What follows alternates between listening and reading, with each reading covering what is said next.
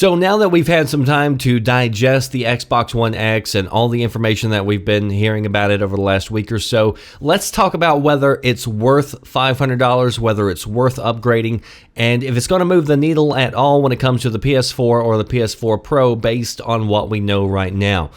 So for starters, let's tackle the price point. $500. I think that is a steep asking point, even though it's also one that I predicted all the way back last year.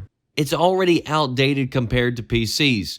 My guess is, and this is simply a guess, this isn't a rumor, this isn't from anybody on the inside, pure speculation based on common sense and what the prices are out there currently on the market. If I had to guess, I would say that the Scorpio is going to be probably in the neighborhood of around $500.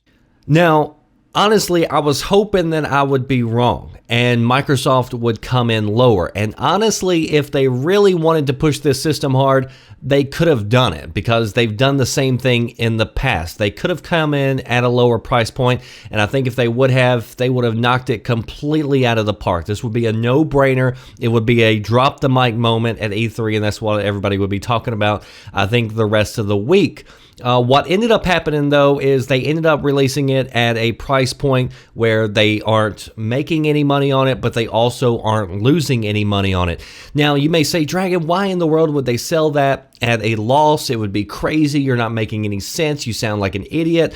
Well, that's exactly what Microsoft did and what console manufacturers have done for a long time. They subsidized the consoles up front, took a hit on the sales in the past because they knew that that would get more systems out into the public, out into more people's hands, and then they would recoup those losses over time by selling subscriptions and games. Both the Xbox and the 360 were sold at over $100 loss every time one was taken off the shelf and walked out the door. So they were losing money on the hardware, but they knew that they would make it back in the long run. Microsoft is now saying, hey, we're not going to take a loss on this. We're also not going to be making any money on it. So they're basically selling it at cost, it sounds like, which I totally get. I totally understand. I'm just saying that if they would have came in at $400, it would have been awesome. But I totally understand it, even if I'm not that thrilled about it. But just looking at what the box is capable of, do I think the box is worth $500? Yes, and the reason I say that is because it's pretty much impossible today, as of making this video, to go buy parts off the shelf, build a PC for $500 that can do 4K on as many games as the Xbox One is going to be able to. So even if we're talking about fake 4K, a lot of times, which I've got a video talking just about that coming up shortly. A lot of the experts have been trying to go out there and build a machine that's doing what the Xbox is going to be doing with a lot of these games, and they can't do it. I mean, you might find one or two caveats here where somebody finds some idiot, turn one in at Goodwill or something, and maybe they may get a couple of games running, but overall, Xbox is going to have a lot more games that will hit near that 4K resolution or that 4K resolution and run smoothly. So yes, on paper, the box is definitely worth $500. But there's more, I think, that people need to consider, and I think there's more that people will consider. So for a lot of months and even years on this channel, we have been talking about the fact that the vast majority of gamers do not care about resolution. They don't care about pixel counting. That is an argument that gets blown up within the console fanboy war. And the proof is in the numbers. Very few PC gamers game on 4K monitors, or even if they have a 4K monitor, most don't game in 4K. Very few TVs are 4K capable. Now, those numbers are going up, and so Microsoft is just looking at the trajectory and getting ahead, and so I totally understand that from Sony and Microsoft's standpoint. But the fact is, most people in gaming care more about performance over resolution. They prefer 60 frames per second over 4K. And so a lot of people, even if they have 4K monitors, again, they will turn down their settings in order to hit 60 frames per second. Me personally, whenever I was out in the market for a monitor just a few months ago, I found a really good price on a 4K monitor. I actually ended up buying a different monitor that was only 1440p, that wasn't 4K. I actually paid more money for that monitor just because it delivered 144 hertz. It had G-Sync, which I valued a lot more than the resolution. So I haven't changed. I still feel the same way that I did pre-E3, the same way I did pre-Xbox One X. Now, I've noticed a lot of my peers in the YouTube community that they have had a change of heart, and now they value bragging about pixel counting and resolution above everything else, and that's fine. You know, my opinions don't change based on the time of the day, and the fact is that Xbox One has several games announced at 30 frames per second, and I feel that is extremely disappointing. Now, I know the argument and what the argument is going to be. Well, Red, it's up to developers. Microsoft can't make these devs use all that extra power. It's up to the devs to use it.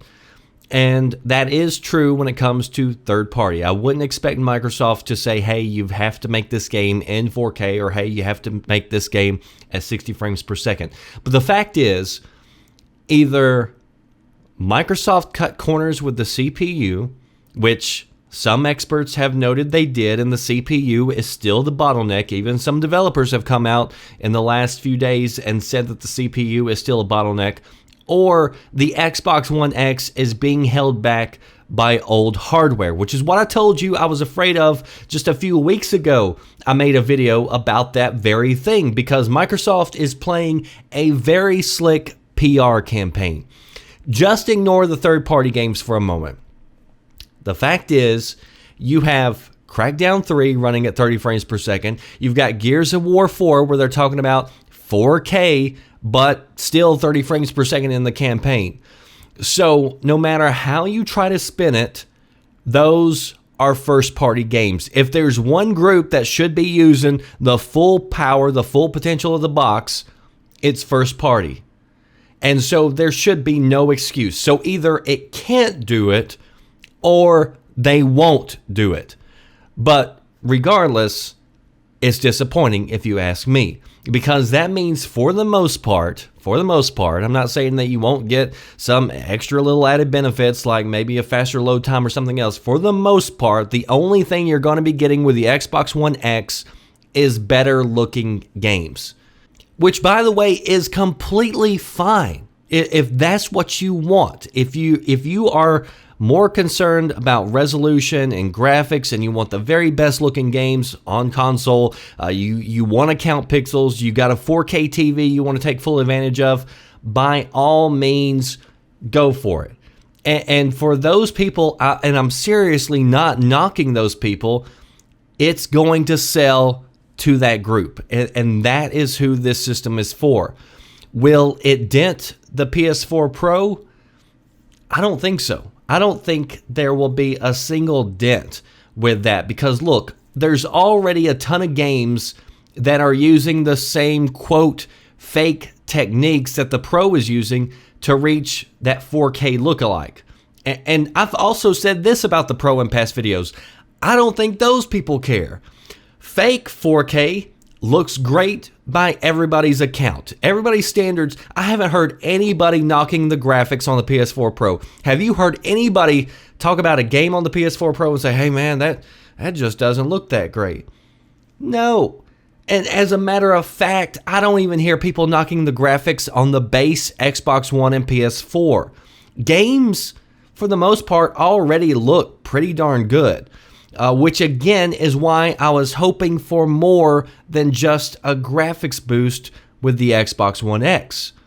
So if you've got two people and they're at a store and they're looking at a PS4 Pro or an Xbox One X and they see that the Xbox costs $100 more than the Pro, it's using the same techniques on a lot of games as the Pro for its 4K, and then you compare the games on each system, I just think there is very little reason why somebody who isn't already in the Xbox ecosystem, why they would go out and spend $100 more on the Xbox.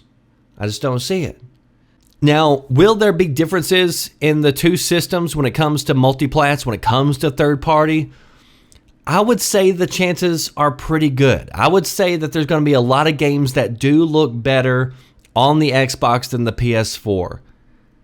If you're Digital Foundry, if you're running games side by side and counting pixels, if you do that, then yeah, maybe you'll see some differences. For the most part, I'm telling you, PS4 Pro is going to look darn good. Xbox One X is going to look darn good. And so do I think it's going to move the needle? Not at all. I absolutely do not see people going out of their way. For the most part, you're going to have some, but a lot of people aren't going to go pay that extra $100 just to get a few more pixels on their screen because most people don't care. So the one thing that Xbox One X gets the focus off of is its poor resolution on the Xbox One. And Microsoft knows this, and we've talked about this before. Microsoft said months ago that they knew that the Xbox One S is going to be their system seller. It's not going to be the Xbox One X, and that's completely fine. That's what they wanted to do. That's what they chose to do. So if resolution and graphics are your top priority, you want the very best, you've got a 4K TV, and you're really not expecting much more than a resolution bump and a few extra graphical features, then yeah, I would think the Xbox One X is probably going to make you happy. And it's going to be worth it for that crowd at a price point for $500. If you're looking for performance, you want more options, 60 frames per second in all your games, you don't care about 4K, you don't have a 4K TV, I really don't see a whole lot of reasons to tell you to upgrade to the Xbox One X. If you don't already have an Xbox already and you don't want to build a PC, then jump on the Xbox One S. Microsoft has said this is a mid-generation upgrade, and that is exactly what it is as of now based on what we know. So it's truly a $500 mainly GPU upgrade. Post your thoughts down below. That does it for me, The Red Dragon. I'll see you next time. Thanks for watching. Are you listening? Damn.